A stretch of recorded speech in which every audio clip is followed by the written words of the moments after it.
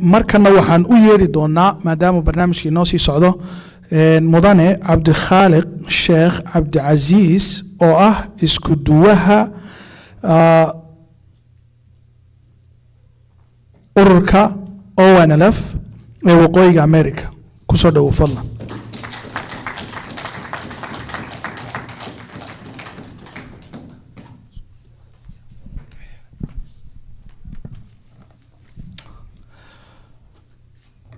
بسم الله الرحمن الرحيم. السلام عليكم ورحمة الله وبركاته.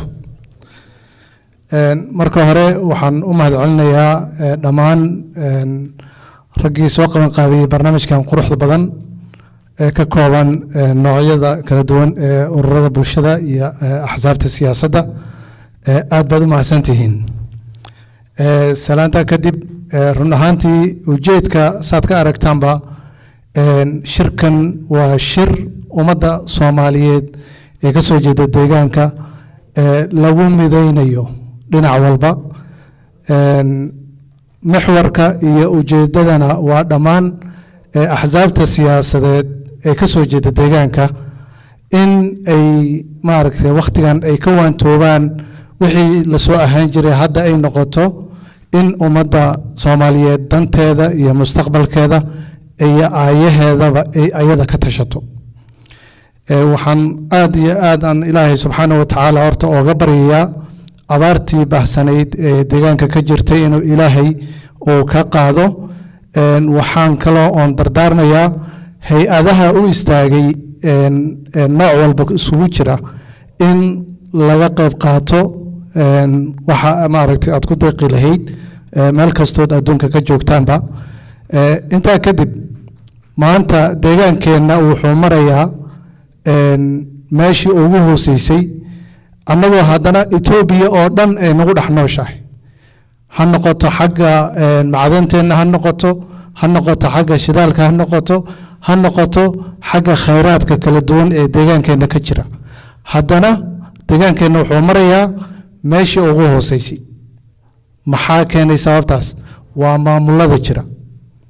maamulka jira hadduu daacad ka yahay waxa uu meesha u taagan yahay, waxa lagu jira maanta deegaankeena uu ku jiro ma uusan ahaadeen. marka annagoo maanta shidaalka maalin walba ka baxaya deegaankeena ilaa Jabuuti u socda ee ummadda inay ka gaajaysan tahay.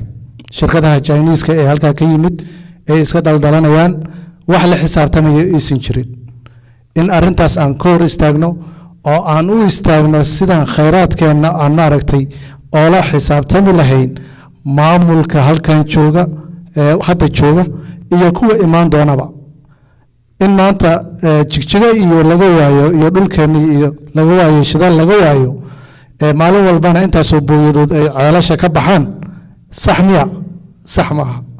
marka waxaan leeyahay maamulka hadda jooga waa fashilmay. maamulka imaan doonow waxaan inka codsanaynaa in aad kala saartaan danta guud iyo tan danta gaarka.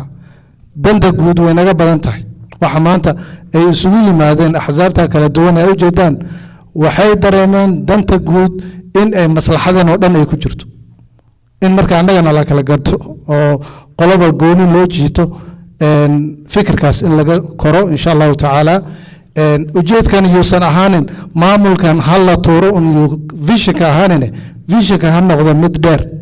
bari ku imaan doono ma waxa uu kaliya uu focuska saari doonaa in maamulka markaa jiro la aado mase muwaafaqa iyo waxa la raadinayaa sidii ummadan loo samata bixin lahaa mustaqbalkoodana loo dhisi lahaa. waxaan ku soo gabagabeynayaa halgankii dheeraa ee intaa soo socday. waxa aad ooga xunaa inta badan waxa cadowga noo gacan qabta inuu noqdo qof Soomaaliya, ummadda Soomaaliyeed inay u gacan qabato. marka in halgankaana la garab istaago 40 sano ku socda ciyaar maaha. waa hanti Soomaali ay leedahay.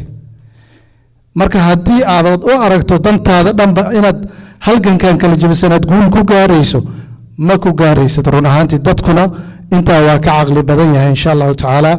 marka hal soo garab istaaga dhammaan axsaabta nooc kasta ahaataba qof walbana halgankan xaqiisana هلا سيو انت سان كسو غبينيا وجزاكم الله خير wasalaamu calaykum waraxmat ullaahi wabarakaatu.